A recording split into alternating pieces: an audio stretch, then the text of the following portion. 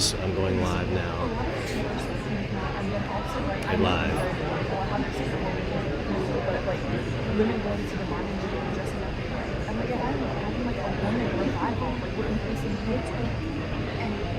Alright, Patrick, so I just heard you on the stream say the words, I'm going live now. I'm just letting you know that. So you may be picking up, I think, audio from maybe your camera currently.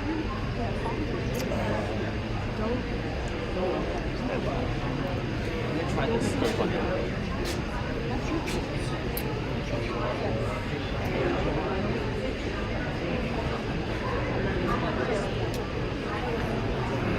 Or maybe the...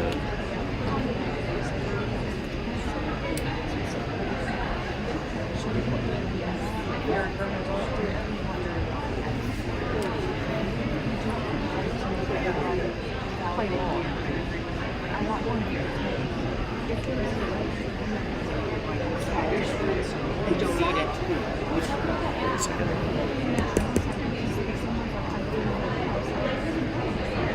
Hey, you hear that? Hey there. Are you hearing me tap on my laptop? Okay, alright, so I need to change the audio. Device or USB capture.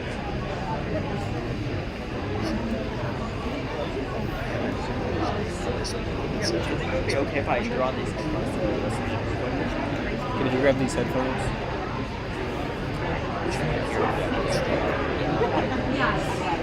Okay. I mean, I don't hear any white noise. Yeah, I just dropped the audio for the laptop. Yeah, that would be perfect. Okay. Pretty good. Yeah, he's going to hit the mic. He said check 1, 2. You have it with you? Yeah, the slider on the desktop audio was out. Would you like to listen to it? There's no white noise right now. Oh yeah, okay.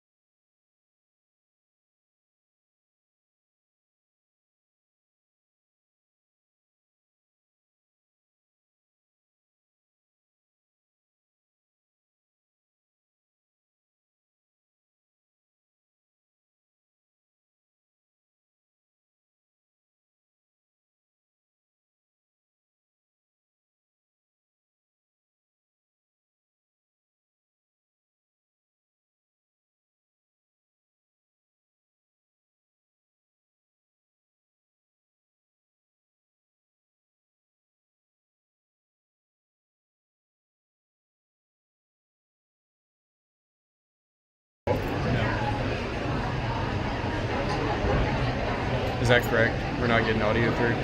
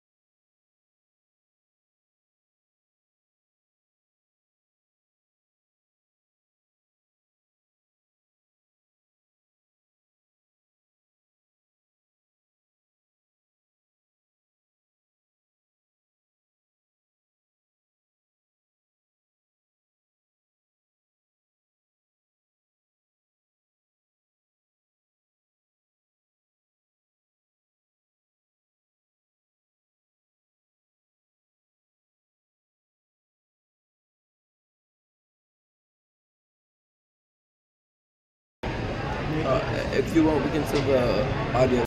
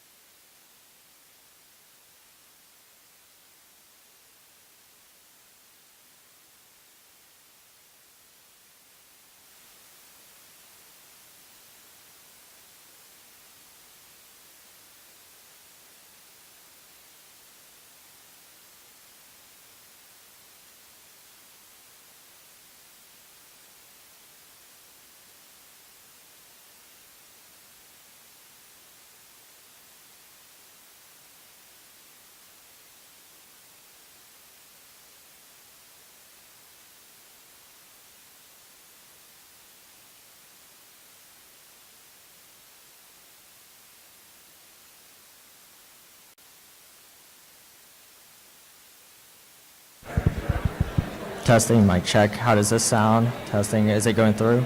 Testing, testing, testing. 1, 2, 3, testing. Any sound going through? Testing, testing, testing.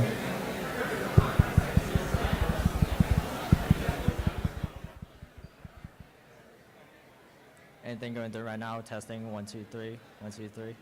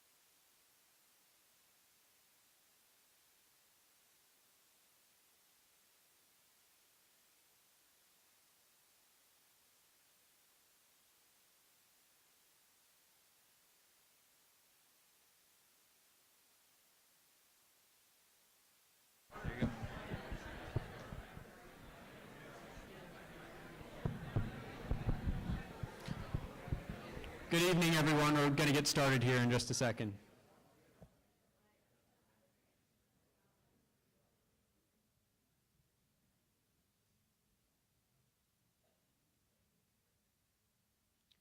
Welcome to Academia and the Anxious Generation, How Universities Lost the Trust of America with Dr. Jonathan Haidt. My name's Harrington Shaw. I'm a senior at UNC and the president of the Student Free Speech Alliance, which is a registered student organization dedicated to promoting free speech policies and a free speech culture at UNC. I'd like to take a moment to say thank you to UNC AFSA for organizing this event, and to our friends with Heterodox Heels, the Program for Public Discourse, the Student Free Speech Alliance, and the Carolina Union for their time and effort that made this event possible. Our speaker tonight is Jonathan Haidt. Dr. Haidt's a social psychologist at New York University's Stern School of Business.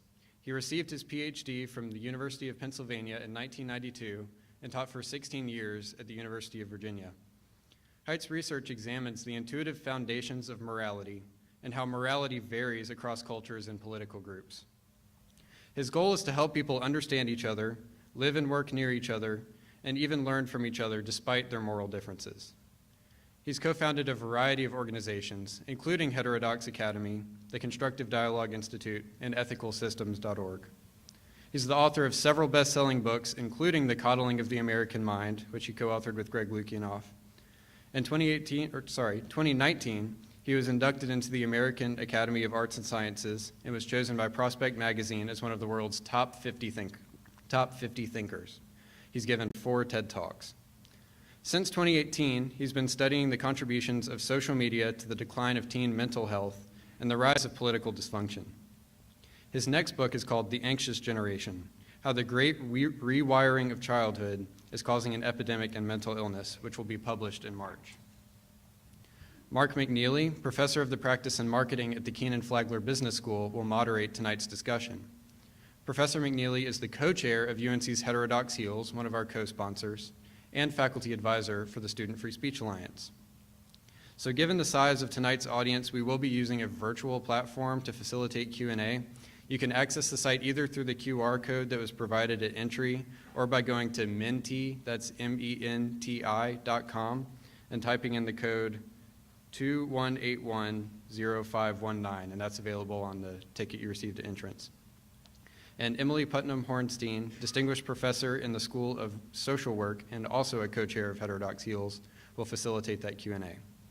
And one more thing before we begin, I'd like to call attention to the free speech protections applicable to events like these at UNC. State law requires us to protect the rights of the audience and the speakers to engage in this event.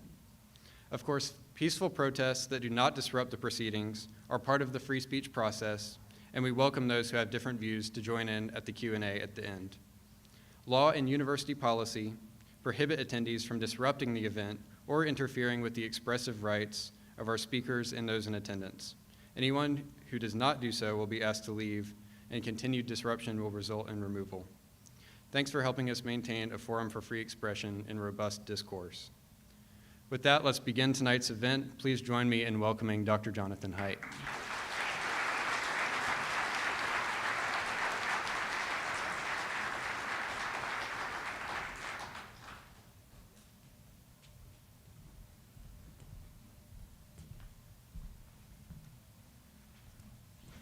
Okay, well, good evening. I'm having vocal cord difficulties for the last couple months, so I'm going to have to speak quietly into a very amplified microphone. So it's customary to start off by saying what a pleasure it is to be here, but it really is, and there are some good reasons for that.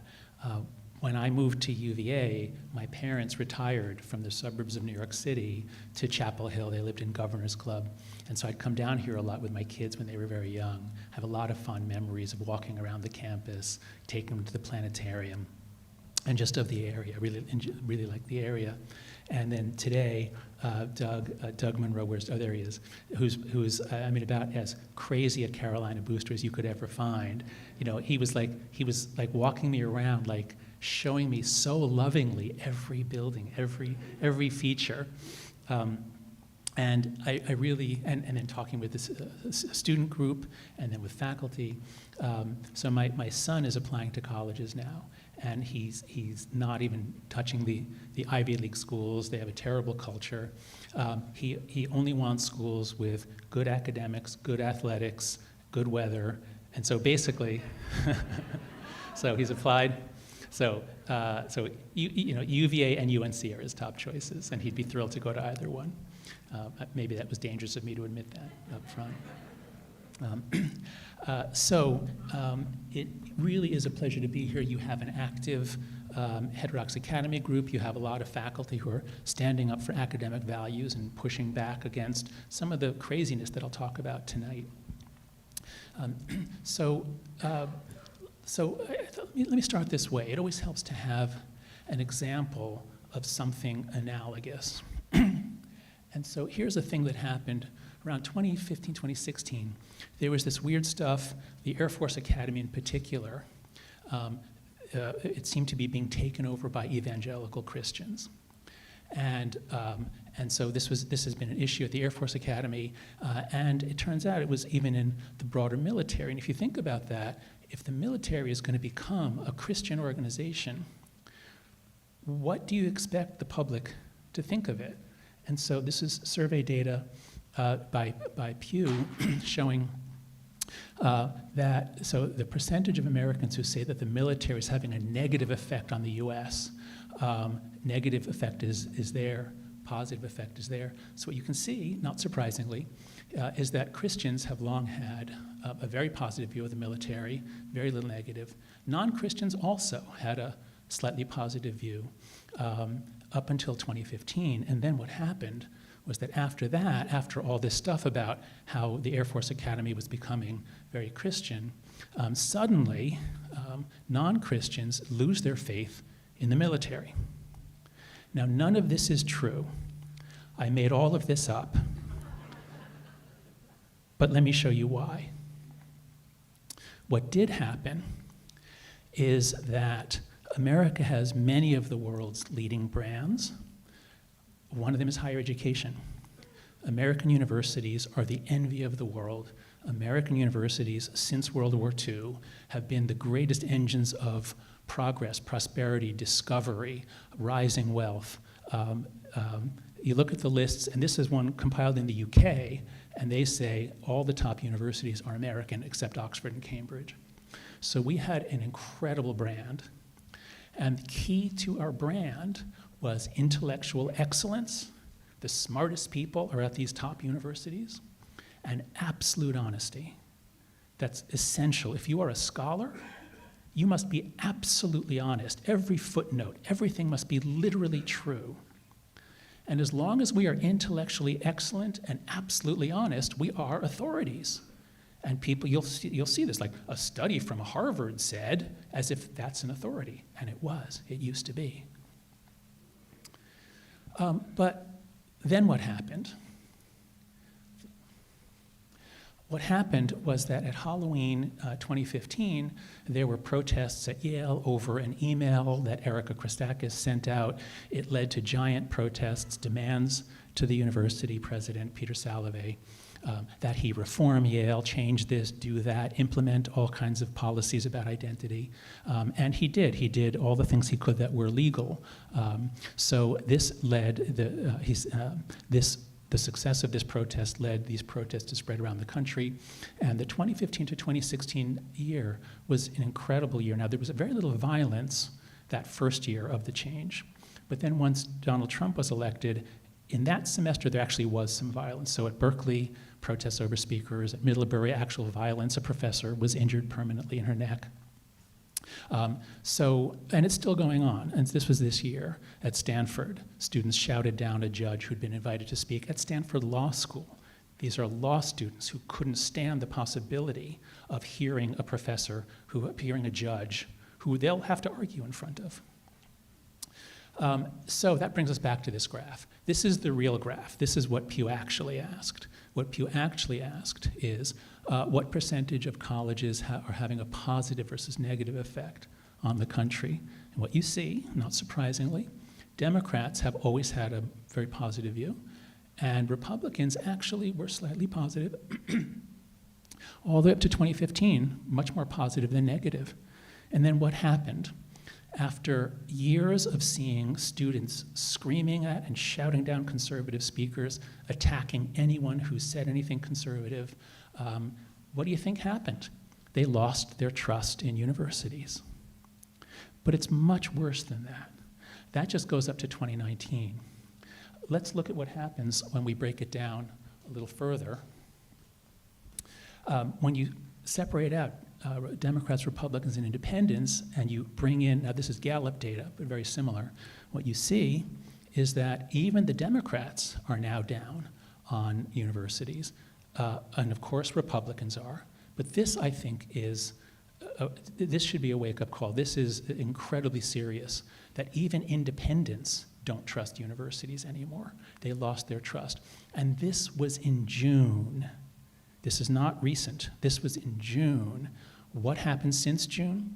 By October 8th, it was clear that on campuses, there were many people, it's not a large percentage, but on many campuses, there were students and faculty celebrating the slaughter, celebrating the terrorist attack on Israel.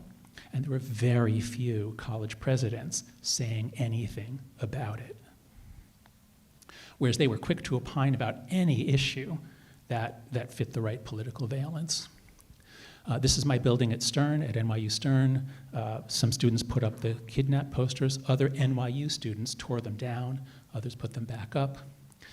And that brings us to these iconic hearings. This is one of probably the most important turning point in the history of American higher education, was this day, December 5th, when we all saw three heads of some of the top universities unable to say that their university would have a problem with calls for genocide against Jews.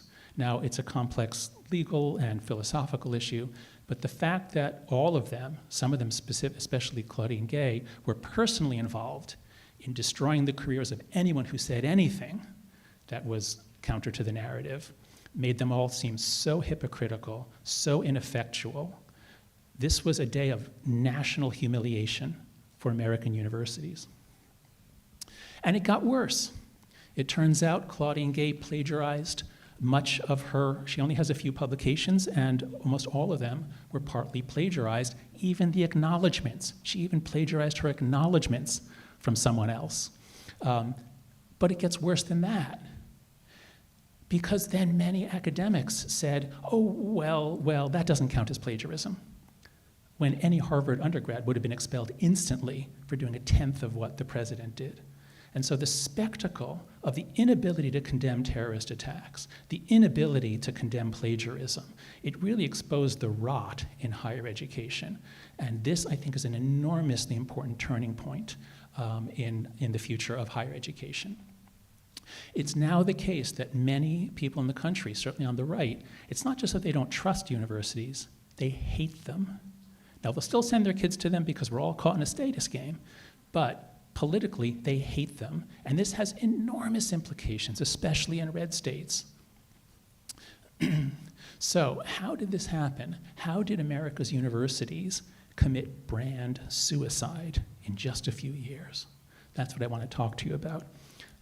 I've been studying this problem for a long time, actually since 2011, when I first noticed that in my field of social psychology, everybody was on the left. There were no conservatives.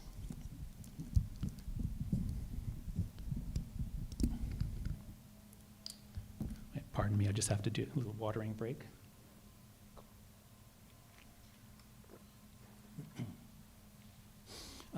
So I wrote a paper with some other social psychologists just laying out how political diversity will help us do our jobs better. We're getting a lot of things wrong because there's no questioning, no counter stories. Everyone is on the same team. And that paper brought some other professors who shared my view about the problem. We founded Heterodox Academy. That was our original logo. And then, unrelated to that, I wrote this paper in The Atlantic with Greg Lukianoff on how the undergrads in the last 2 years, beginning 2014, were really different. They were behaving very differently in ways that made it difficult for us to do our work. And then things got so much worse. We published that 2 months before the Yale meltdown. And so things got so much worse, and we dove in a lot deeper, and we turned it into a book. We went for much more of an explanation of what happened. So I've been studying this for a long time. I have a lot to tell you. I'm very excited to do so. I just put this talk together from older pieces, but this is the first time I'm giving this talk with this structure. And I have a lot to tell you, so I'll try to move quickly so that we still have time for questions and discussion. And then my most recent book also continues on a theme from there, exploring what is going wrong for Gen Z. Available March 26th, pre-order today. So here's the structure of the talk. I'm going to cover three threads, 3 lines of argument, and then those will show us what we can do to make things better. So the first is the mindset of Gen Z. And so I'll tell you a bit about what I'm discovering about Gen Z. Especially when I speak to undergrads, I try to introduce the question like this. What's the most fundamental question in life? Just call it out. What do you think is the most fundamental question? Why are we here? What else? What's the meaning of life? Okay, these are great questions. These are big questions. They are not fundamental literally, because fundament means the foundation, the base upon which everything is built. And as a psychologist, I think the fundamental question in life is approach avoid. Because as soon as life evolved the ability to move, as soon as it went from bacteria to bacteria that had a flagellum that could move, the rest of evolution is which way? And so once you get life moving, you get huge amounts of neural development. Here's a fish brain. Much of that is to figure out which way. Do you follow the light? Do you follow the salt? Do you follow the temperature? Which way? Approach avoid. Now, the human brain is so big and so specialized and convoluted. We have whole systems for approach. It's not all there, but it's more on the left than the right. So there's a whole approach system, and there's a whole avoid system. And as soon as you're frightened, as soon as there's a threat, this activates. You shut off anything you're doing, and you want to freeze, get away, defend yourself. Now I'm going to give these more meaningful names.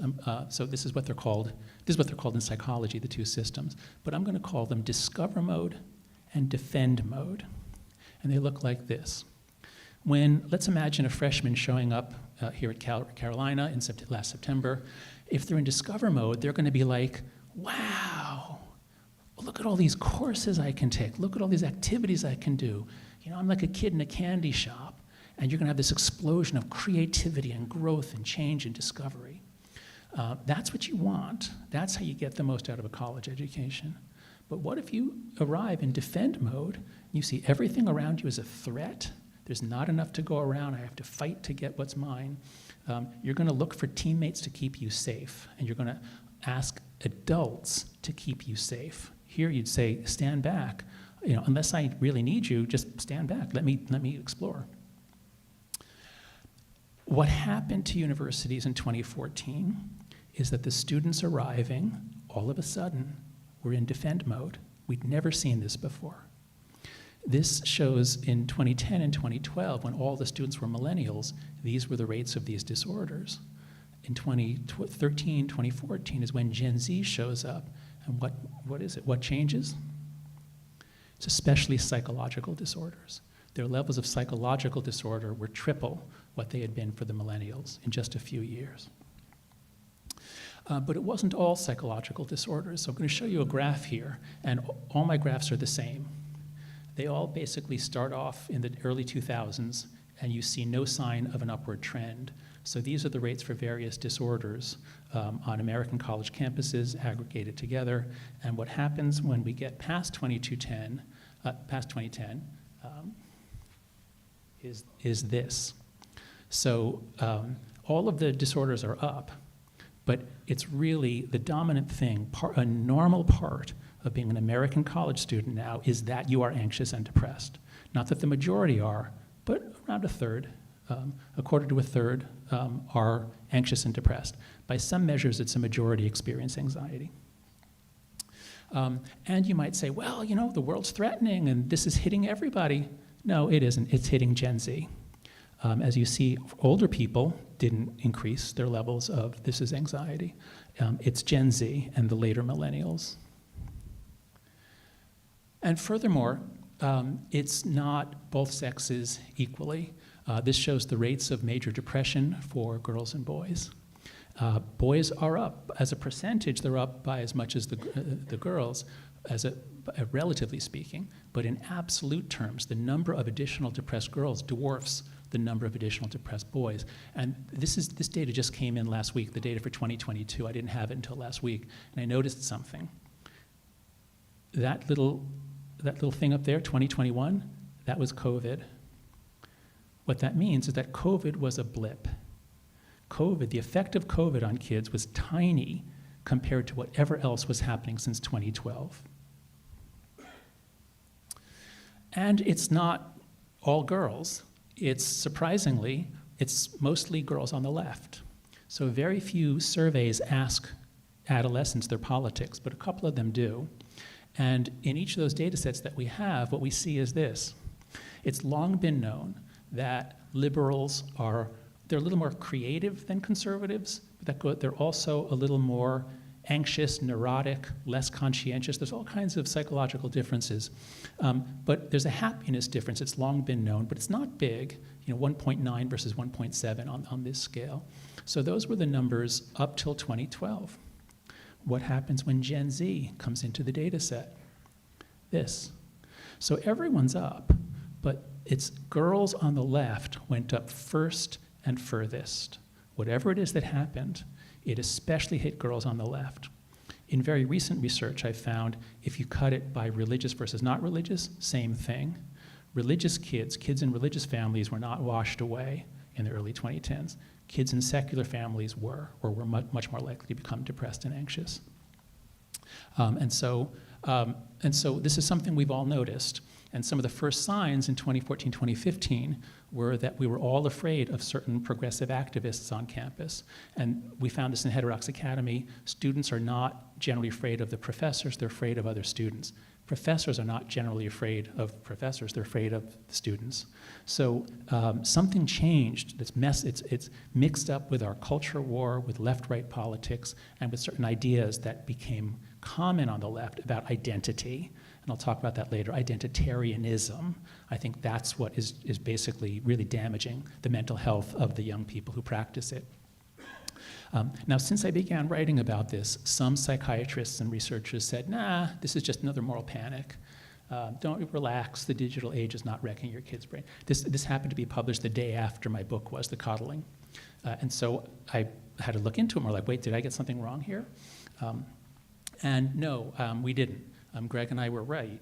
The reason that we're sure it's not just self-report, he'd been saying, yeah, you see these increases, but that's all self-report. And young people today, they're comfortable saying that they're depressed. That's a good thing. They're not hiding it. That was his argument. But if that was the case, then we wouldn't see it in behavior.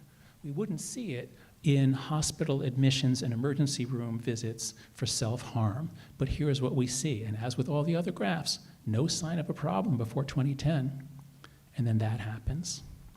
Now, this is for girls ages 10 to 14. The numbers are much higher for older girls, but the change is always biggest for the younger girls. 10 to 14-year-old girls did not used to cut themselves, and now they do. 10 to 14-year-old girls did not used to kill themselves. These are suicide rates for that age range, but now they do. In fact, between 2012 and 2013, the rate of suicide for young girls went up 67%. And it wasn't just like a blip, like noise, like up and down. It was on its way up to 134% increase.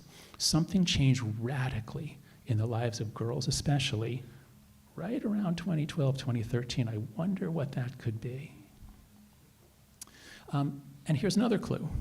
The exact same thing happened in the same way at the same time in all of the English-speaking countries. So people would say, oh, well, of course they're anxious. The Newtown massacre, school shootings, they have lockdown drills. Okay, but why did that send girls to the emergency room in New Zealand and Australia and many other countries around the world? So why is this happening with the biggest impact on teen girls?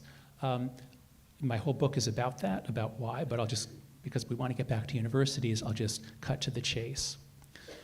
What I believe has happened can only be understood when you look at human childhood.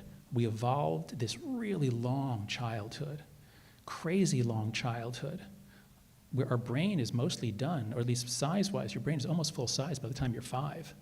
You have this long period of wiring it up internally. And that has to be done by play. Kids, like puppies and kittens and all other young mammals, they play, play, play. That's how they wire up their brains.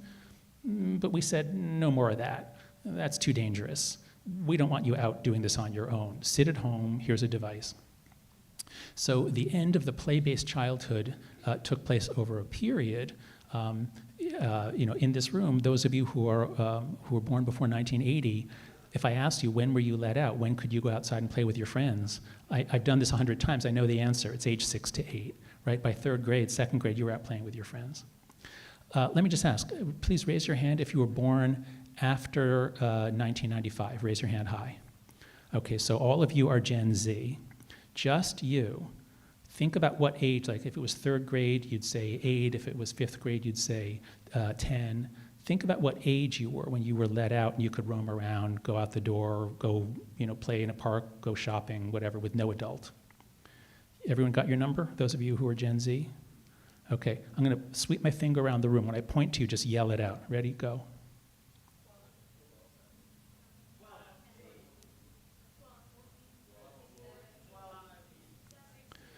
Okay, so you see most of it is double digits. It's 10, 12, 14. Now the rest of us, those of us who are older, we grew up when perverts and pedophiles and drunk drivers were everywhere, and we didn't really lock them up. And there was a giant crime wave, and there was lead everywhere. But we went out and played, and we came out mentally healthy. Then in the 90s, we started putting perverts in jail for life and restricting them. We started putting drunk drivers in jail for years. It's incredibly safe to be a child. The death rate is way, way down from where it was in the 60s and 70s when us older people were growing up. But we adults freaked out about child abduction, which doesn't happen in this country. It's always the non-custodial parent. In any case, we stopped. It happens a few times a year, but it's not something that people should be thinking about. So we lost that, and we replaced it with the phone-based childhood. That's what my book is about. So I can't go into that more now, but again, coming March 26th. Oh, one more thing I want to show you. This was really cool. I didn't realize this until I wrote the book. This is a graph of how quickly people adopt technologies. And the internet as we know it came in 2 waves. So in the 80s and 90s, people were buying PCs, and it got much more useful once you had a dial-up modem and you could, download recipes and things like that. So those go up, and what happens to teen mental health? It gets a little bit better, actually, in that period. And what happens to democracy? It gets better. There's more of them, freedom around the world. So the early internet was amazing. Many of us remember how marvelous it was. And then the second wave comes in. And that's social media. That begins in 2003, 2004. And then once you get a smartphone, it's this period here. This is the Great Rewiring, 2010 to 2015. This is when life was radically rewired for young people. This is when Gen Z's mental health collapsed because they now had a phone-based childhood. And if you're a human being, you cannot grow up with a phone-based childhood. It just doesn't work. The clearest evidence of the change is this. This shows us the minutes per day on average that different age groups spend with friends. Obviously, the youngest group, they're hanging out with their friends. These people here, they're married, they have kids, they've got jobs. They're not hanging out with their friends. So that was the story before 2012. But once all the kids get smartphones, what happens? They stop seeing each other. They stop hanging out together. Now look, there's an amazing fact in this, hidden in this data. The 2019 data point is before COVID. The 2020 data point is COVID restrictions. Do you see the effect of COVID? I don't. Because this was falling so fast that COVID didn't really accelerate, it just continued it. What that means is that when all of us were socially distancing in 2020, Gen Z had been doing it since 2012. They were already socially distanced before COVID arrived. And you can't grow up, I shouldn't say you can't, obviously a lot of them have, but on a generational level, it is devastating for human beings to grow up without spending a lot of time with other kids.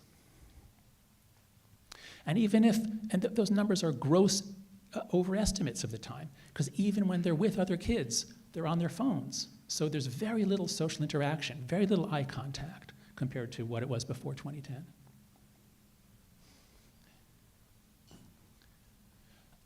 We start our kids early. We give them, this is a toy iPhone that a friend sent me from the daycare center that his kid goes to. They get toy iPhones as infants. Then we give them real iPhones as toddlers, because that will shut them up and we can do our adult stuff. And then by the time they're 3 or 4, we give them multiple screens. Check out this kid. Imagine growing up this way. Imagine this level of stimulation as your neurons are trying to find their way in your frontal cortex.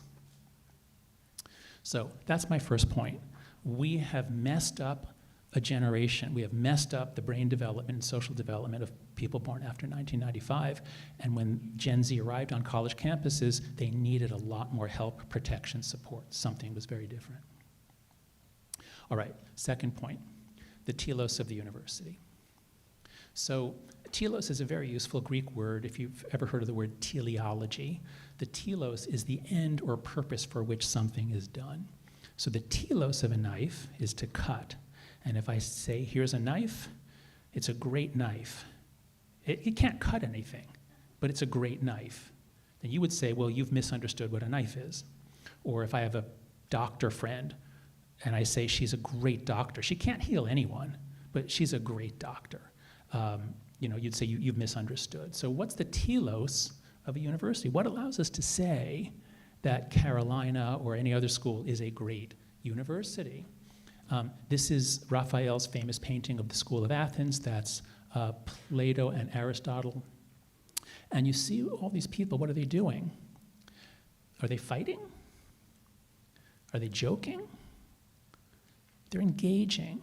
They're talking, discussing, presenting ideas, critiquing ideas. That's what, we read Plato's dialogues, like this is what academic engagement is, this kind of interaction, intense, focused, interesting, productive.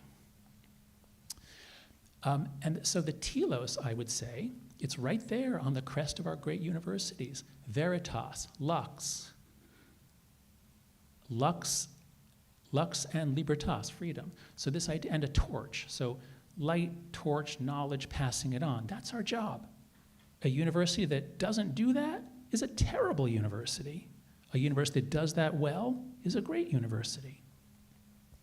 And so once you see that our purpose, our telos, is the discovery and transmission of knowledge, both as scholars and as professors, as teachers, now you understand why universities are set up the way they are, why we think about discussion circles and late-night rap sessions and seminars and public events like this one.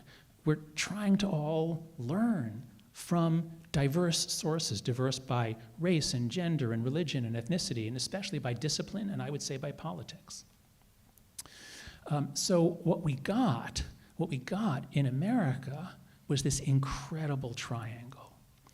There's a psychological state called discover mode, and we think of college kids, or many of you remember your college days, as not always happy, but you probably think back on it with some excitement. When you arrived, there was a lot of fun. You were learning a lot. So you've got a mindset within an institution, a university, that is organized around this pursuit, and you get this virtuous triangle which no other country has been able to replicate. No other country had universities nearly as good as ours, because they didn't have residential, most of them.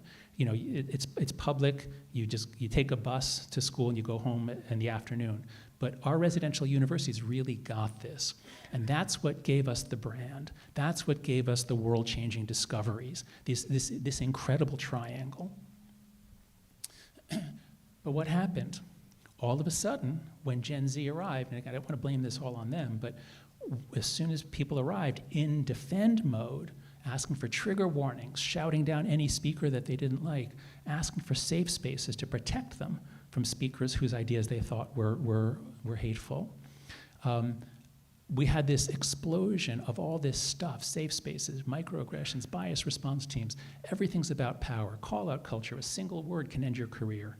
It wasn't like this in 2013, and now it's like this. So that's what Greg and I tried to explain in our book.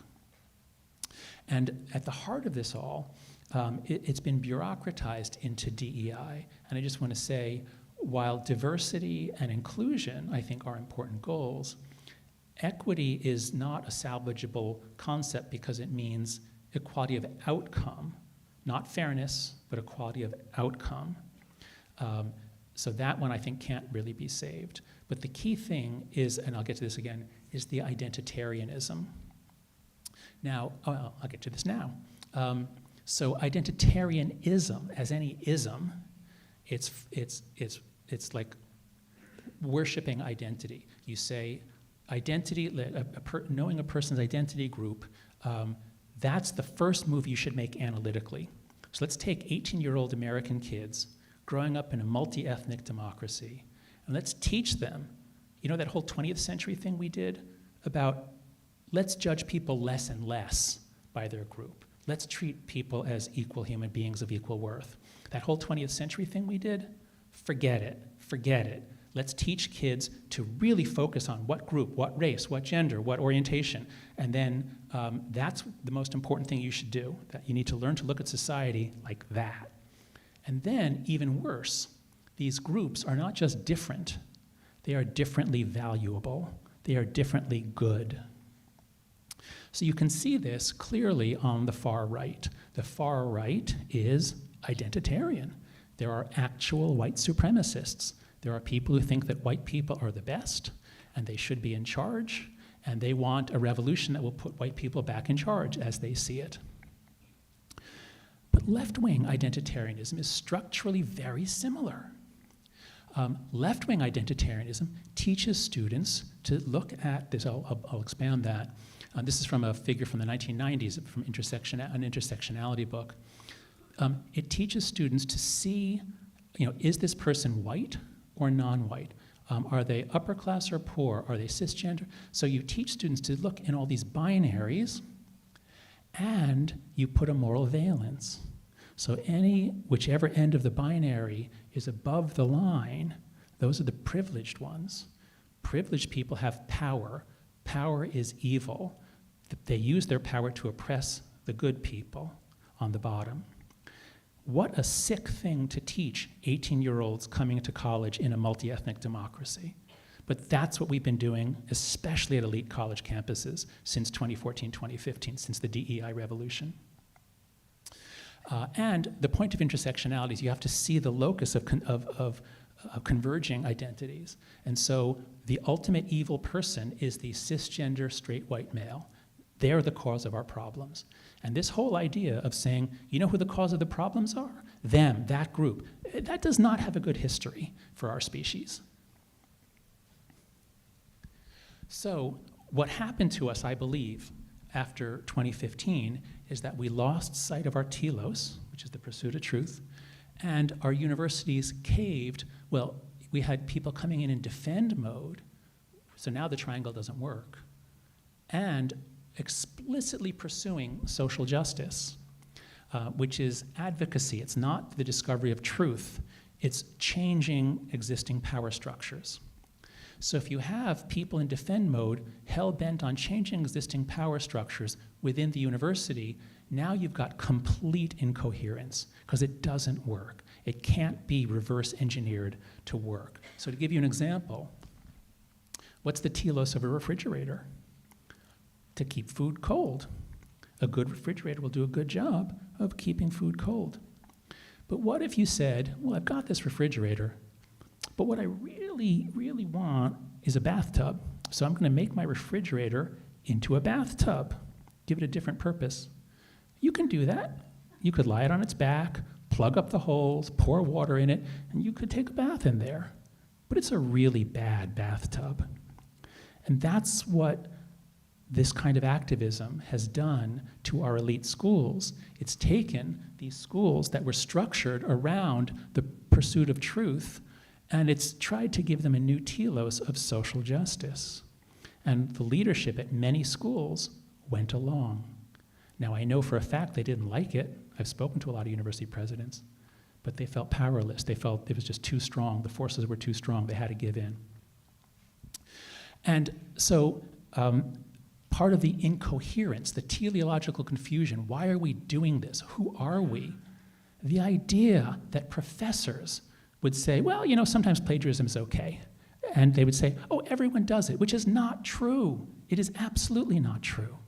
So this horrible spectacle, this degrading, humiliating spectacle, destroyed our brand. It was already on the downward slope. But the fall of 2023 is when higher education in America reached rock bottom as a trusted brand. Because when you focus on identity, you lose academic excellence. Now, you don't have to. I'm not saying diversity is incompatible. I'm just saying the way we currently do it now, with all of these rigid tests and exclusions, and we will only hire people of one race for one job, these sorts of things, you can't reconcile that with excellence, the way we do it now. Furthermore, you can't reconcile it with honesty, because anyone who says anything that is true but incompatible, that's how you get canceled. In fact, most of the big blow-ups were people who, like Erica Christakis, they wrote a caring, thoughtful memo based on their academic field opposing a DEI policy. That's how most of the people got canceled early on. It was progressives who questioned DEI. So this whole thing, this whole identitarian DEI has mired us. It's taken us away from excellence and honesty. Why should anyone trust us? Why should anyone on the right trust us? We're just part of the blue team. So that's my second point. My third point, structural stupidity. And this is actually, well, I think they're all important, but this one kind of explains the other two. Hold on a second.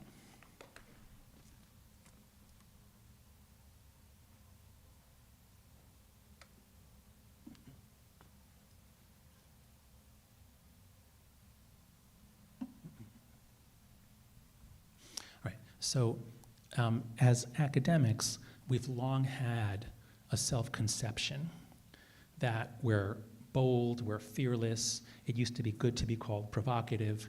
And so this is emblazoned all over at UVA, this quote.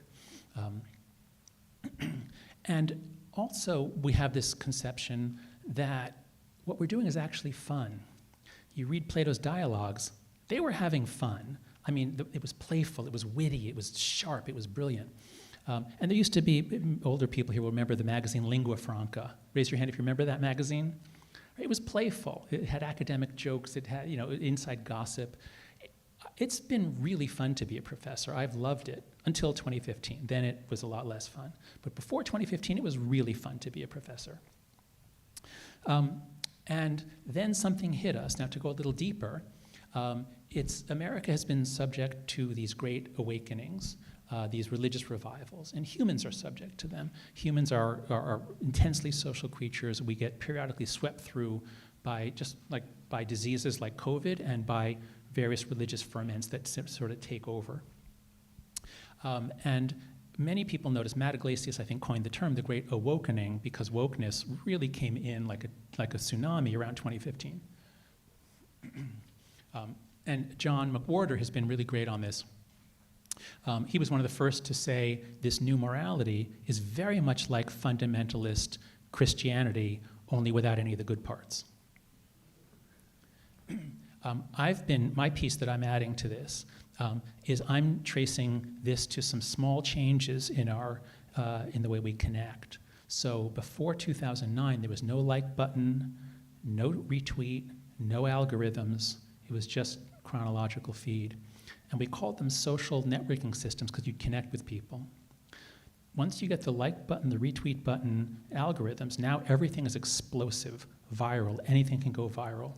And now we call them social media platforms, because you don't connect with people. You stand there and put stuff out, hoping to be outrageous enough that it will go viral and you'll get prestige. So that, I think, that change, which really kicks in by 2013, 2014, the hyperviral internet, that, I believe, is why we went crazy. Not just on college campuses, but it seems like everywhere is just going crazy. You look in journalism, museums, Congress, there's a level of fragmentation and dysfunction that is beyond anything I could have imagined 15 years ago. So I had an Atlantic article where I tried to explain all this. And a key insight, the engineer at Twitter who built the retweet button, he said afterwards, when he watched Twitter mobs form, he said, we just handed a loaded weapon to 4-year-olds. And so the metaphor that I use from this is it's not exactly a gun. If someone tweets some accusation against you, it doesn't kill you, but it hurts. A hit to our reputation often hurts more than an actual dart in our flesh. So imagine if in the early 2010s we distributed dart guns. Everybody gets a dart gun, infinite numbers of darts. And the more darts you shoot into people, the more we pay you. You can earn money by shooting darts into people. And most of us say, I don't want to do that. But some people say, yeah, let me at them. Those bastards, I'm going to shoot and shoot and shoot. And so what happened is especially it's the far left, the far right, trolls who are just jerks, and Russian agents. Those four really benefited from Twitter and other platforms. They shot lots and lots of darts. And that's why all of a sudden, we were all walking on eggshells. Because one word, one idea, one joke in a lecture can be the end of our career. So the college faculty's new focus, don't offend. Same thing for the students, walking on eggshells. This is a student at Smith. I'll just go to the second part. She began to voice her opinion less often to avoid being berated and judged. I learned, along with every other student, to walk on eggshells for fear that I may say something offensive. It wasn't like this in 2013, and by 2016 it was. And so my analysis as a social psychologist who has been studying John Stuart Mill, who talked about the importance of viewpoint diversity, who said he who knows only his own side of the case knows little of that. So as I began to think about, well, what happens when everyone has a dart gun and everyone's walking on eggshells and everyone's afraid? What happens? And the term that I coined is structural stupidity, because you have very smart people, but you put us together in a room, and we can either think great thoughts together or we can be afraid of each other and think things but not say anything and become collectively stupid. And so what I see happening is that the far left, of course they shoot the far right, but that doesn't really hurt them. Most of the darts go into the moderate left, people like me. So the far left is shooting its dissidents, and then they go quiet. And when you see ridiculous things being said in academic context, you think, wait, that's clearly wrong, but you don't say anything. And this is bipartisan. The far right does the same thing.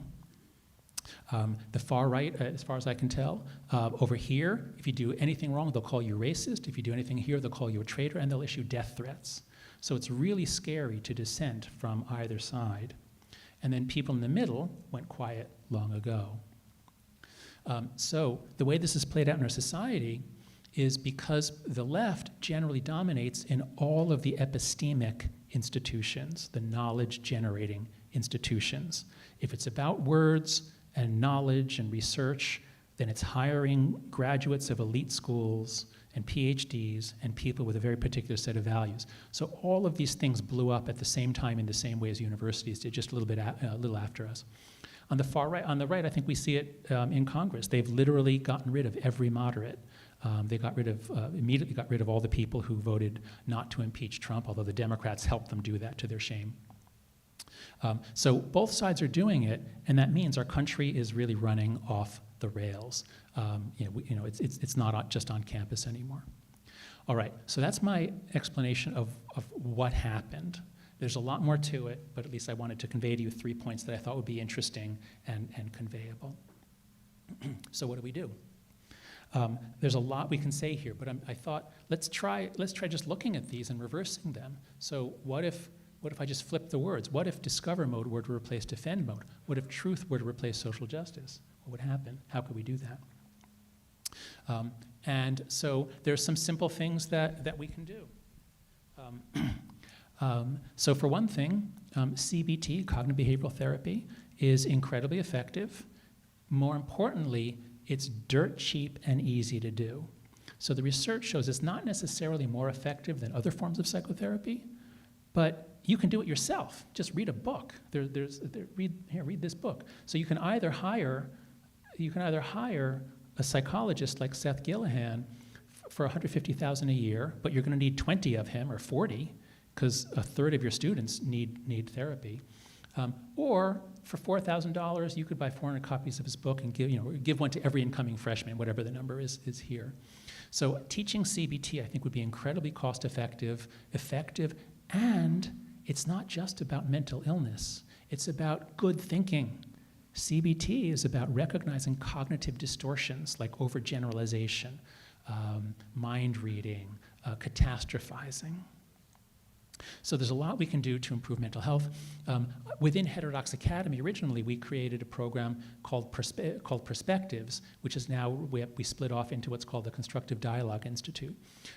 But it basically takes insights from moral psychology from my book, The Righteous Mind, and it shows students, it's made especially for college freshmen, coming into a university, it works for high school as well, high school seniors. Here's why we have trouble understanding each other. Here's confirmation bias, motivated reasoning. Here's how to start a discussion so that you don't get off. So we teach them the skills of talking across divides, all kinds of divides, and we educate them also about the psychology of it. So I hope you'll try that at Carolina. It's being used at about 50 universities around the country now. In the last year, we've had a lot of uptake. So please, if there's anyone here who has anything to do with freshman orientation or anything like that, or student life, please visit constructivedialogue.org. It just walks you through the inner workings of the mind, why we differ, intellectual humility, importance of diverse perspectives. So it just guides you through. It's 6 modules, each about, or 8 modules, each about a half hour long. It's not a very long course. So there's a lot we could do to address that, and we should, just for humanitarian reasons. We have a mental health crisis. Second, what would it take for truth to replace social justice on universities that have become social justice universities? Now here, the key is leadership. So when Dorian Abbott, a biophysicist or astrophysicist at Chicago, when his talk was canceled at MIT because he had written an essay in Newsweek that was critical of DEI. That's all. So someone at MIT objected, some dean, mid-level dean of something or other, shut down the talk, but to its eternal shame, after there was an outcry about that from MIT faculty and alumni, the president, who we all saw testifying to Congress, the president and the administration doubled down and defended the dean, and they canceled his talk because he once said something that someone was offended by. Not in his research, just as a professor, he wrote something once. So that was a shame. That brought shame to MIT. So how can higher ed escape this shame after shame? I mean, since 2015, the videos of what's happening on campus, the videos of college presidents not standing up are so shameful, and they are so delightful to people on the far right, Fox News, all the networks that make fun of the left. The Evergreen meltdown was the worst, where they took the president hostage, they cursed at him, they held him prisoner, he didn't object, he went along, he did everything they told him to. So what we saw for the last 8 years is a lot of weak leaders who are afraid of their students. They do not punish bad behavior so they get more of it. They accept the protesters' narrative about what the school is. They validate that story, and they show that intimidation pays. You can get your way, you can shut down a talk, you can achieve your ends by intimidation and threats. This is a terrible lesson for us to be teaching on campus.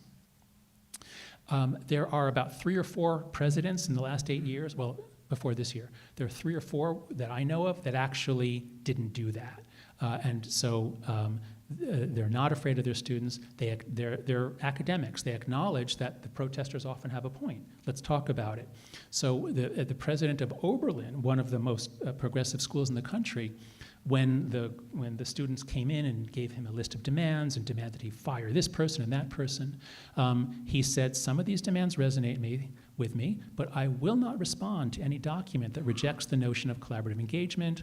He says it contains attack. He defended his faculty. No president has done that practically. When students want a faculty member fired, almost no president has defended them. So there are only a few cases until recently of really strong, clear leadership. Leaders have to guard the telos of truth. That's part of their job. The leader of any organization is responsible for the culture of that organization. Leaders should talk about anti-fragility and viewpoint diversity. As the first African-American president of an Ivy League school, Ruth Simmons, said, learning is the antithesis of comfort. We're not going to give you a safe space. We're not going to try to protect you from ideas that make you uncomfortable. And third, leaders have to respond wisely to crises. I won't go through this in detail, but what happened, especially in the age of Twitter, is as soon as something blew up on Twitter, the leadership would react, and that was a mistake. Slow down, because the mob is going to move on tomorrow, so don't act today. And finally, what if curiosity and love of learning were to replace fear? Our new president at HXA, John Tomasi, wrote a beautiful essay on Curiosity University. You know, here I've been saying for years that telos is truth or truth-seeking, and he's been saying, well, you know, maybe, yeah, but maybe it's actually curiosity, or at least curiosity is an essential virtue. And so he has this beautiful essay, you can look it up, about what curiosity is and how central it is to what we do. Now, of course, if students are in defend mode, they're not curious. You can't be curious and afraid at the same time. You have to have the approach system, the explore mode. And so I urge you all, many of you already are, but I urge you, those of you who are faculty or administration, please join Heterodox Academy.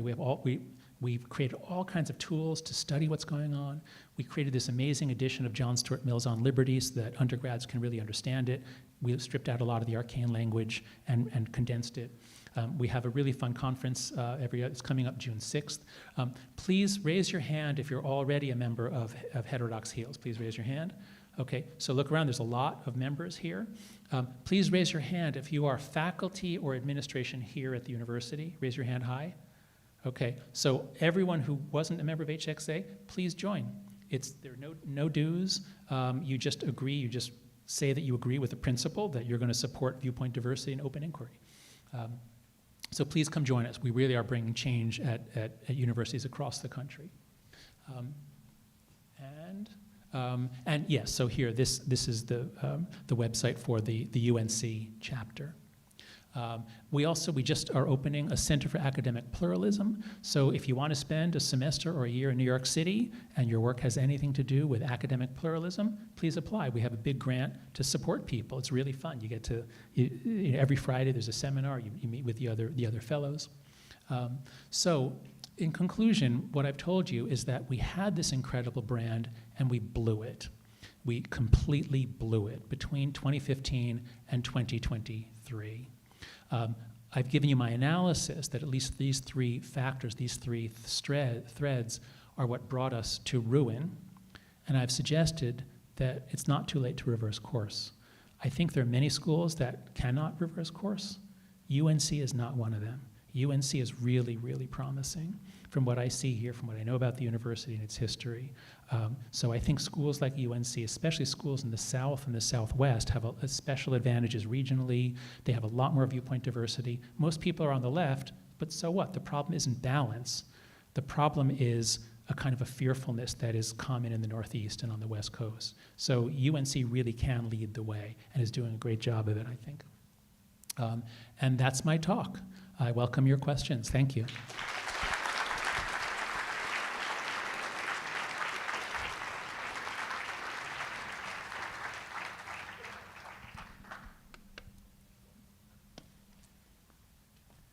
Great, we'll do a couple questions here, and then we're going to turn it over to some audience Q&A.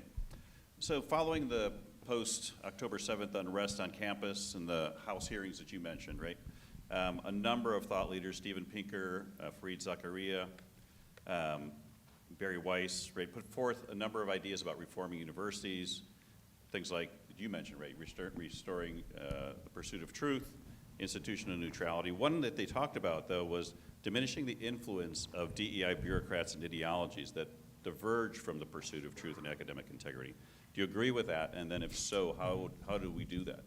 Yes, I do agree with it. I used to take a very nuanced view and say, well, some parts of it might have some justification, other parts not. Let's be empirical. Let's do the things that clearly are working. But actually, no part of it is demonstrably working. A lot of it is backfiring. And now that we see just how deep it goes, now that we see when you teach kids to see in a certain way and you emphasize identity, the inevitable outcome in terms of anti-Semitism is Jews are white, Jews are oppressors. It's okay to kill Jews because that's just resistance. That's what, and that's what some of the professors said. This is what decolonization looks like, is October 7th.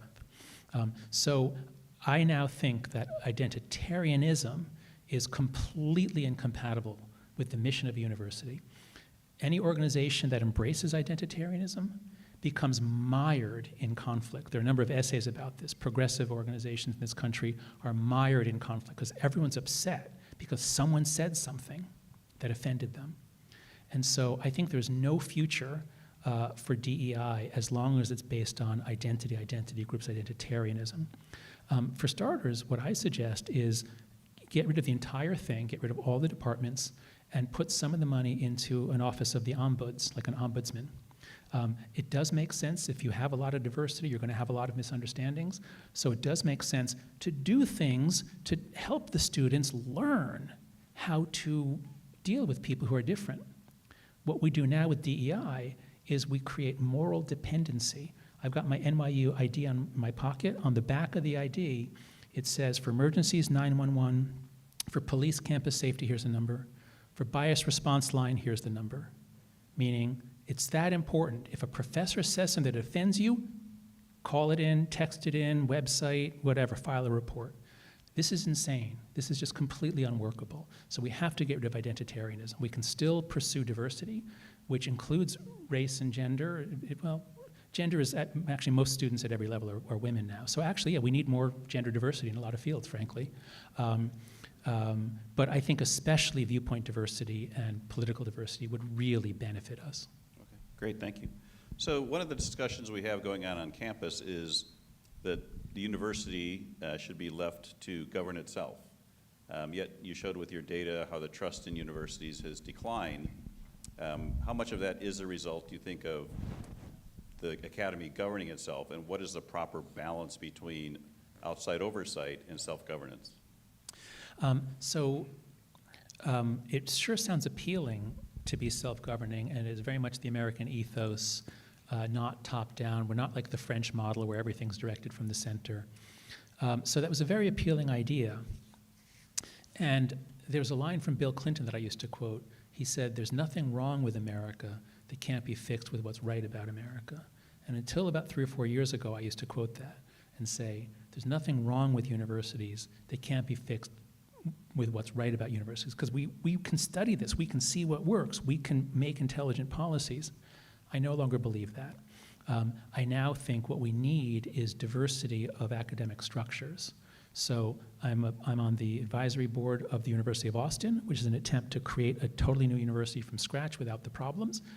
I'm not saying that's the way to go. I'm saying, yes, we need that, and we need 20 of them. And, of course, there's a limit to how many they can educate. We can't give up on our university, especially our big state universities, which educate most of the students who go to school. So I'm hopeful that what we'll see is schools like UNC, schools that have not succumbed to the craziness the way, say, Brown or Cornell, I would say yes, but the alumni are actually fighting back. So I'd say what we need is different ways forward, and the self-governance model has a very, very serious problem, which is, in a town which is self-governing, the people get to vote, and the leadership should represent the town. So there are safeguards built in a democracy where if the leadership is like crazy far right or left, the people can vote them out of office. But an academic department is not like that. So anthropology is such a brilliant field. I love anthropology and sociology. But those two fields are some of the furthest left, most activist fields in the main parts of the academy. And the studies fields, gender studies, all the studies fields, those were explicitly created for activism, not scholarship. So they don't represent anyone. And who do they hire? Whoever they want. It's up to them. So I think that we've dug ourselves in a hole, especially with the studies departments, where there is no way to reform them from the outside. So I think they do need to, I don't want to say this because it's being recorded, but I think it's a serious issue, and I think self-governance is not able to deal with it. Okay. It was reported that at Brown University, they arrested 41 students for shutting down the administration building and said the university is prepared to escalate the level. When was this? I think this was earlier. I think this was around after post-October 7th. Oh, good. Okay. Yeah, and so they escalated the level of criminal charges for future incidents. At University of Massachusetts Amherst, 51 students were arrested for shutting down their administration building. University of Chicago, 26 students. University of Michigan, 40 students. Those universities seem, though, to be the exception to the rule. The majority of administrators around the country really refuse to arrest or charge students. So what's the proper approach for administrators, and what are the implications for universities going forward, both internally but also how they're viewed by the public? Yeah. So one of my most important influences is Emil Durkheim, the sociologist Emil Durkheim, 120 years ago, who said that crime is very, very important sociologically because of how it's responded to. And when the state or the people respond to crime, that sends a signal that we don't tolerate this. And if you don't respond to it, that sends a signal that you do respond to it, and that really rips apart the community. And from 2015, when this all started, through 2020, the number of students, of all the thousands of, the shout downs, the terrible behavior, the intimidation, the number of students who had any kind of punishment is about 12 at Claremont McKenna. That's it. Nobody was ever punished. Nobody was ever expelled, no matter what they did. And that's cowardice, I believe. We need to treat shout downs as the most severe obstruction of the academic telos possible. So I was delighted by the North Carolina law that was read about how the law here says that I get to speak. You can hold placards, but if you prevent me from speaking, you're wrong and you're going to be punished for it. Something will happen to you. So I'm really encouraged that before 2023, 12 students maybe got a slap on the wrist, and after October 7th, hundreds and hundreds are. Most university presidents are true liberals. That is, they believe in free speech, they believe in the mission of the university, they've just been afraid to punish anyone, and now they're not. So that's very, very hopeful. Okay, great. I'll ask you one more question, then we're going to go to audience Q&A. So I'm going to take you past, you've talked about Gen Z and where Gen Z is going, and I want to take you a little bit beyond that into the future. So thought leader Yuval Harari said in the New York Times, social media was the first contact with AI, between AI and humanity lost. And looking towards the future, we expect each child to grow up with AI tutors, AI friends, and even AI romantic partners. Is this a good or bad thing? And assuming it's inevitable, what features would childhood AI companions need to facilitate good long-term outcomes for the children using them? Yeah, so it's this assuming it's inevitable thing that really gets me. So, you know, I always hear this, oh, the train's left the station, the kids are on social media. What are you going to do? How are you going to keep them off? And, you know, we used to give kids opium. You know, there were all kinds of patent medicines. You give your kid heroin or opium, and they, not heroin, but opium, they get quiet. And then we discovered, you know, maybe that's not a good idea. And kids used to be able to smoke. When I was a kid, you could just buy cigarettes in a vending machine, so kids smoked. And we thought, you know, maybe that's not a good idea. Maybe we should raise the age. And now it turns out that when you give a kid a phone, you're now blocking off everything else in life. They're going to sleep less, see people less, play less, get less sunlight, get less time in nature. And so rather than saying, well, what are you going to do? I say, let's do something. And so the 4 norms that I suggest in my book, because we're all stuck in a collective action problem. Nobody wants their kid on Instagram, but the kid says, Mom, everyone else is on Instagram. I have to be or I'm cut out. So we're all stuck in a trap. How do you get out of it? Collective action. So here are the 4 norms that I propose in the book. Norm number 1, no smartphone before high school. Just give them a flip phone. No smartphone before high school. They can still communicate, but they can't get lost in a phone when they have to press the 7 key 3 times to make the letter S. So no smartphones before high school. Second rule, no social media before 16. Now here we really, really need the federal government to raise the age. Utah, a few states have tried it. Probably there'll be all kinds of legal complexities. But the federal government made a ridiculous law in 1998 saying you have to be 13 to sign a contract with a company that lets them have your data as a child and use it for profit. The law says 13. It's a ridiculous law. And there's 0 enforcement. So raise the age to 16 and enforce it. Require age verification. So no social media before 16. Third norm is phone-free schools. Phones in a kid's pocket are a complete disaster. They block everything in school. Kids are texting, they're watching porn, they're doing TikTok challenges, and grades are going down. Americans are literally getting stupider. Our test scores were rising for 50 years till 2012. Now they're going down. It's not just COVID. So that's the third norm, phone-free schools. The fourth norm is far more free play and childhood independence. Now, you might say, well, what about with an AI friend? To which I say, so far, what the tech industry has given us in terms of virtual relationships has not only been completely poisonous, but they are lying sacks of garbage who are giving it to us. And we saw that in the testimony in Congress last week, 2 weeks ago. So how about if we trust them now to give the next generation of human beings all of their social contacts? How's that going to work out? And so I do not think this is inevitable. I think this is the worst thing we could possibly do for our kids. Since most of us love our kids, I think we shouldn't do it.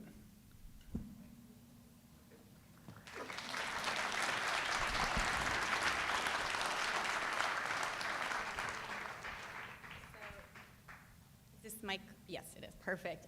So now we're going to do the audience Q&A. I get to be the voice of the audience. We have 42 questions. So we're going to do this really rapid fire. Okay. But for those of you, continue to upvote because I'm basically just going to take what the most of you want. Wait, can you, something's wrong with the, something's wrong with the mic. There's some feedback, I think. Try it again, now. Let's see if they...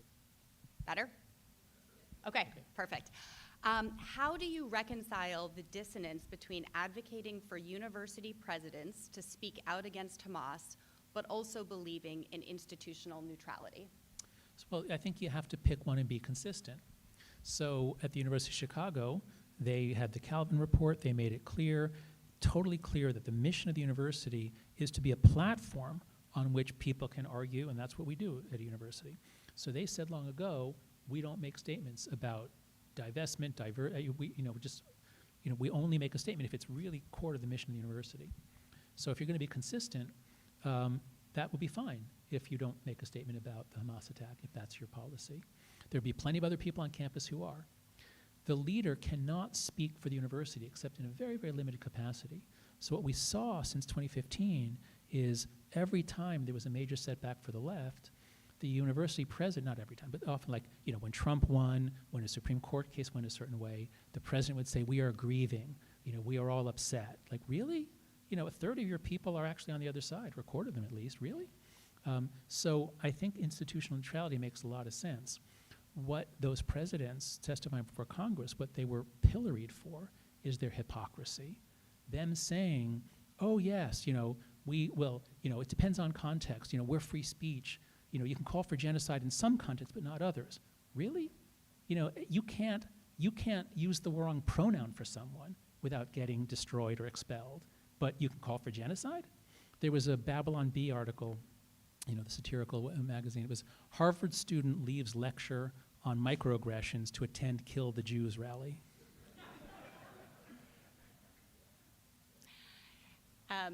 You make a causal claim that the decline in trust of U.S. universities is due to student protests.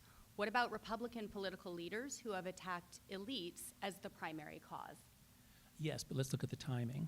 So before 2015, Republicans, there was always culture war stuff, always the claim that universities were on the left. So this is not new. And there have been 3 waves of political correctness and then a right-wing reaction to political correctness. One in the 60s, 70s, one in the early 90s, and then this one. Wait, I'm sorry, wait, the specific question again was? Now I just closed it. Hang on 1 second. Here we go. You make a causal claim the decline in trust of U.S. universities. Yes, that's right. What about Republican political leaders who attacked elites? Yep. Yeah. So one thing that I learned from the great intellectual historian Jerry Mueller is that in every era, in every country, the right is always a reaction to the excesses of the left. And so what came first was the excesses of the left on campus, and those were covered on Fox News and all the other networks. And then after a couple years of that, then we started seeing legislatures now getting more active. So we live in a culture war. For every action, there's for every action, there's a much bigger and opposite reaction, and it just pings back and forth. So I think, as in most cases, sort of progressives, and I don't mean all progressives, and I used to always be on the left, now I'm just nothing, I'm just trying to study this. But the activist faction on the left is what does things that then trigger an authoritarian response from some people on the right. There's great work by Karen Stenner on how to trigger the authoritarian impulse that's present in about a third of the population. One of the best things you can do to make people want an authoritarian or even fascist leader is to have an open border and to encourage illegal immigration. That's the most powerful thing you can do to strengthen the far right. And the left has been doing that for a long time. What should UNC and other universities do to address administrative bloat? Administrative bloat. I was about to say it's above my pay grade because I only think about moral, political, juicy issues, but actually Greg and I have a chapter in the Coddling on bureaucracy because that is a big part of it. And it used to be that there were more professors than administrators, and now it's nowhere close. So the administrative growth has been extraordinary. And some portion of that is because governments keep passing laws that require certain things. So America has a huge problem. There's a guy named Philip Howard, a great attorney, who's been writing books on how law is strangling us. We're losing our dynamism. So some of it is just the national problem of overregulation, bloat. But a lot of it is specifically DEI. A huge amount has been spent on DEI. And DEI bureaucracies, I think, are the ones that cause the most damage because the other ones just waste time and money. The DEI bureaucracy really makes us walk on eggshells. Are too many people going to college? Yes, definitely. the idea that everyone should get a college education is absurd. There are lots of things that people can do with their lives. And because, as I said before, schools are incredibly structurally sexist. Schools are designed for girls. You sit in a chair, you learn, you don't get much recess anymore. Federal prisoners, maximum security, get 2 hours a day. Our kids get 30 minutes a day of recess in elementary school. So schools are really bad for boys. Boys are dropping out. Boys are not going to college as much. 60% of college students are girls. It's similar numbers for master's and PhD. And so a lot of people who've studied this have said, boys more likely want to work with their hands. They like to fix things. Vocational schools, there used to be shop class. There used to be auto mechanics. The idea that everything should be about college prep is wrong. It shouldn't be. People have different talents. There's a place for people in the economy, and if we funnel everybody try to get them through the top universities, we end up with a crazy-making competition for an education that isn't going to help a lot of the people who get it and is going to waste a lot of money and crush a lot of souls. So no, and especially, my God, now that universities are so bad, no, I definitely don't think that everyone should go to university. What's the problem with power being a crucial analytic lens? Oh, crucial is fine. I once told the story about this weird week I had where on Monday I went to university and it was like this totally Freudian university. And at that university, everybody said everything is about sex. And they taught their students to analyze everything. You know, what looks like love, what looks like power, what looks like here, everything is sex. And I thought, that's really sad that these students are learning to see everything. Not everything is sex. And then the next day I went to a university where it was like total free market. They had a statue of Milton Friedman. Everything was about markets and individual pursuit of money. And I talked with the students there, and it was really sad because that's a powerful perspective, and sometimes it's right. But it's not everything, and you're warping kids' minds if you say everything is about money. And then I went, and you get the point. This didn't really happen, but I went, and then I went to an evolutionary university. Everything was evolution. And then on Friday, I went to one where everything was power. And I had to say to the students the same thing. Power sometimes matters. Sometimes it is the best lens. Usually not, because nothing is everything all the time. I called my essay something about against monomania. And the power people are monomaniacs. They think the way to understand a parent-child relationship is as power? Are you not a human being? What are 3 actions the UNC trustees should take to address the challenges outlined in your talk? Oh boy, this is a very, very difficult and tricky one, as I probably shouldn't say anything. I'll just explain the reason why I'm not going to say much. Because as I understand, again, I just know a little bit, but we are in the middle of a culture war in which the left it's like a game of Stratego. The left controls certain properties, the right controls certain properties, and of course in this state the right now controls the board, whatever, but you have a democratic governor, so it's complicated. From what I've heard, so some of the steps they've taken I think have been very positive. This new school that you have for School for Civic Life and Leadership. Yeah, boy does America need that. Imagine if you're an employer and you can employ either someone who was an anthro major who majored in protest versus someone who went to the school of, who are you going to employ? So I think some of the moves have been very positive. Now, in a culture war, if you do it in a heavy-handed way, you're going to cause a strong reaction from the faculty, and not just for left-right reasons, but because you are meddling in what we perceive to be our domain. So in talking with the Heterodox Heels group, we talked a bit about procedural fairness. That is the importance of people seeing that whatever's happening is done by a legitimate process. So 4 years ago I said, I want governments to stay out of this, let universities try to solve this. When you make it political, it's always bad. But I now think that universities can't do this on their own. So I actually do think that they need some push, some pressure, some counter pressure. But I can't comment on the specific things. Just, yeah, I shouldn't go any further. I feel like since you took a good stab at that, we should let you off the hook on any other questions, so I'll give you a very easy one. What does truth-seeking mean to you? Do you think there is such a thing as truth? And I am joking, but... Yeah. No, actually, no. You know what? I would actually love to address that.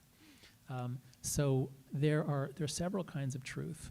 There's some truth which is non-anthropocentric. That is, it's true regardless of whether people ever existed. So Earth is the third planet from the sun, and if intelligent aliens come here from another planet, they will find that. Other things are only true because of who we are. So strawberries are sweet because of our evolution in our tongues, whereas dogs don't like strawberries at all. So it's true that strawberries are sweet, but that's an anthropocentric truth. Other truths are emergent.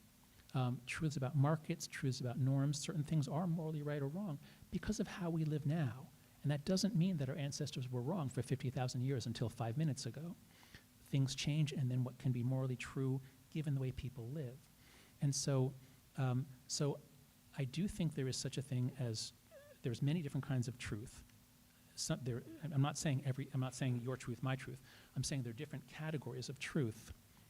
And some of them are very, very hard to find, and our brains are built to not let us find them because our brains are built for tribalism. And so it takes a special institution to take you out of your tribal mindset, to engage with others, to contemplate what is the best system. Is capitalist free market democracy really the best? It's a kind of a religious devotion for us, but it shouldn't be. We should be able to question that. And you can only question that if you meet actual people who believe other things. So yes, the easy truths are the ones studied by the chemists and the physicists. Those are non-anthropocentric. Those just sit there and let you study them.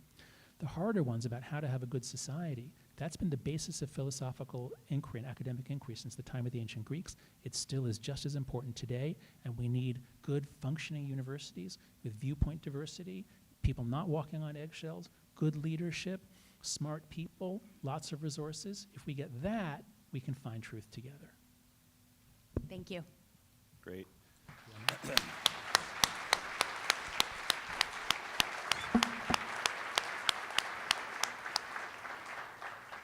It's now time to wrap up tonight's event, so thank you so much, Jonathan, for coming and your timely and thoughtful insights this evening. At this point, we have some guests in the first, second, third, and fourth rows. So after our final applause, I'd like to ask everyone else to give them a chance to leave because they have to go to another event. Also for students, we have pizza in the foyer if you'd like to partake of that. And thank you all for coming.